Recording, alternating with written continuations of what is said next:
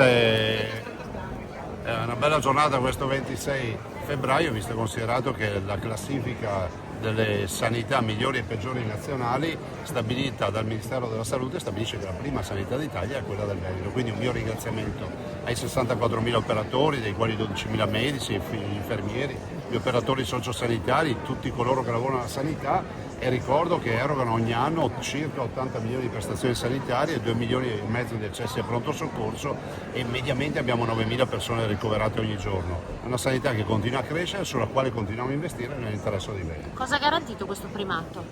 Ma io penso scelte strategiche che abbiamo fatto, scelte sul fronte della prevenzione, sul fronte dell'organizzazione e soprattutto per non aver mai abdicato la cura pubblica dei cittadini. Siamo ancora la sanità con minor dato di privato in Italia. Ovviamente con i privati abbiamo un ottimo rapporto, è un rapporto costruttivo, è un percorso che facciamo assieme, ma noi i trapianti, e siamo primi i trapianti di cuore, di polmoni, di fegato, di reni e tutta una serie di grandi pratiche sanitarie non le facciamo direttamente nel pubblico.